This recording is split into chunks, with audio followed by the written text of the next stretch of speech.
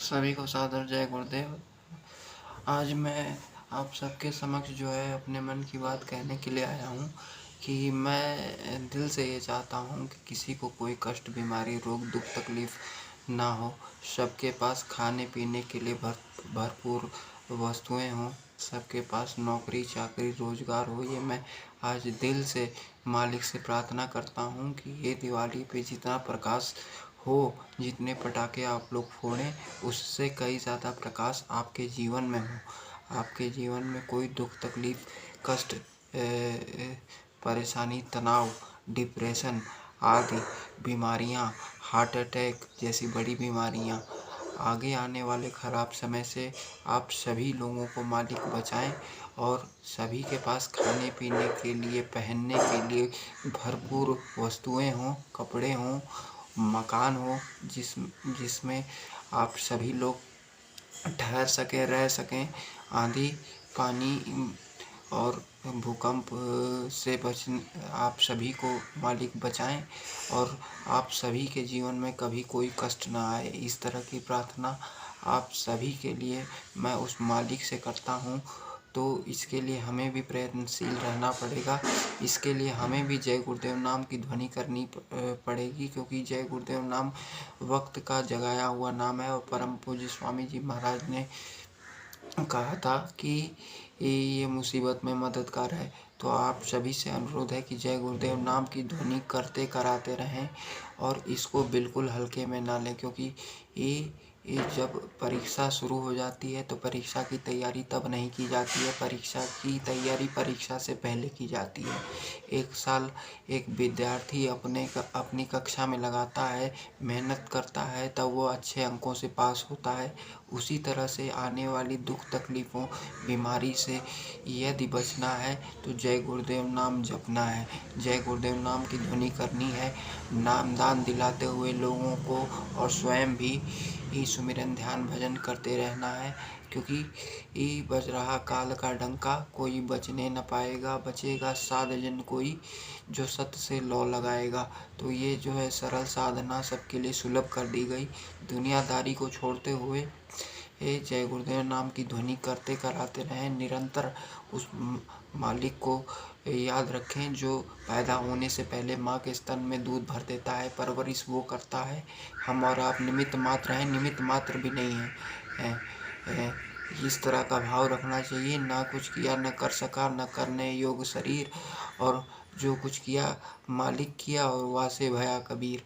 तो कबीरदास जी की कहानी है कि एक बार उनको बदनाम करने के लिए गांव के पंडितों ने ऐलान कर दिया कि कबीर के यहाँ आज न्योता है, आज पूरे गांव को न्योता है कबीर के यहाँ, तो सभी लोग उसके यहाँ खाने चलेंगे। तो जब उन्होंने भीड़ को आते हुए देखा तो उस मालिक से प्रार्थना की कि हे मालिक, अब आप ही संभालें। तो जहाँ से ये विद्याएं उतरी हैं वहीं से लोग आ गए भोजन बनाने के लिए, और तमाम भोजन बन गया।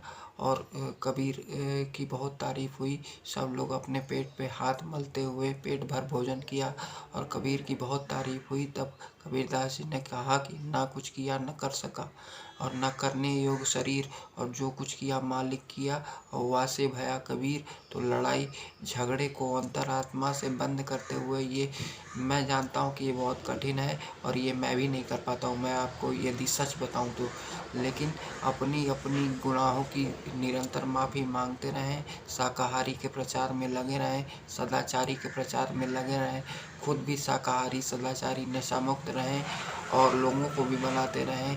और ये बात को समझते हुए कि आपके घर में मैं सदैव प्रार्थना करता रहूँगा कि हे मालिक, सबको खाने पीने के लिए भरपूर वस्तुएं देना, भरपूर सामग्री देना, किसी को कोई कष्ट न देना, किसी के घर में कोई रोग शोक तनाव ना हो, किसी के घर में कोई लड़ाई झगड़ा ना हो, पति पत्नी का रिश्ता बहुत मधुरता से चले और हर रिश्ता जो है वो मधुरता से चले।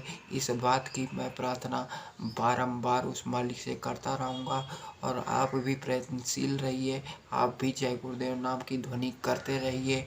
आप भी जो है निरंतर प्रयास करते रहिए लोगों को शाकाहारी, सदाचारी, नशा मुक्त बनाने का, क्योंकि आज की मेहनत कल रंग लाएगी।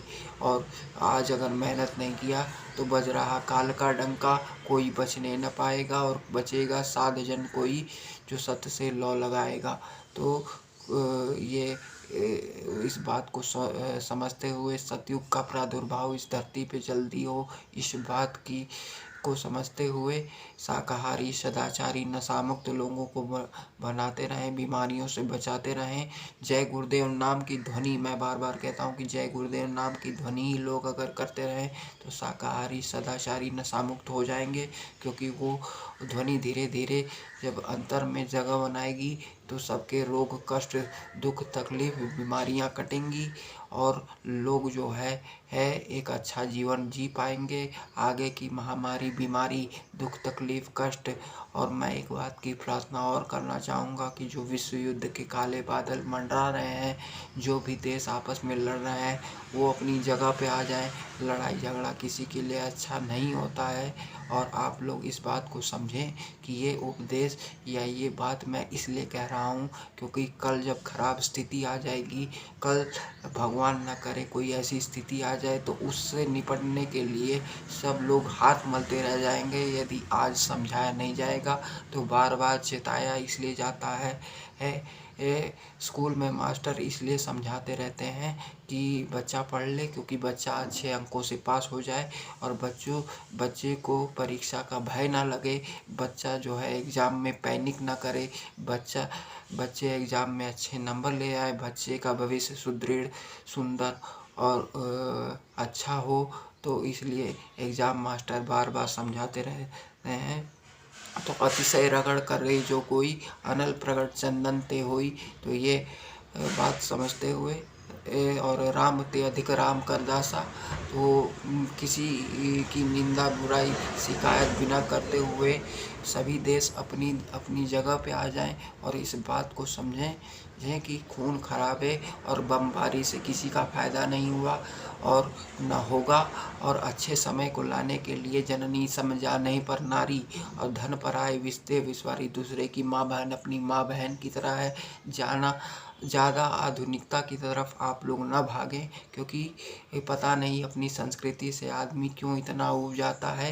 अरे पश्चिम की तरफ मत भागो, वहाँ तो सूरज भी डूब जाता है। तो जब सूरज डूब जाता है तो अपनी संस्कृति को, अपनी सभ्यता को यदि आदमी छोड़ेगा तो एक दिन वह भी डूब जाएगा पाश्चात्य संस्कृति के पीछे भागते भागते।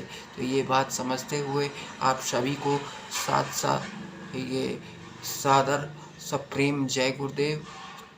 और कहने सुनने में कोई गलती हुई हो तो आप लोग सदैव मुझे माफ़ करते रहेंगे और अच्छे समय लाने के लिए प्रयास करते रहेंगे। और सभी लोग प्रेम से बोलें जय गुरुदेव, जय गुरुदेव, जय गुरुदेव।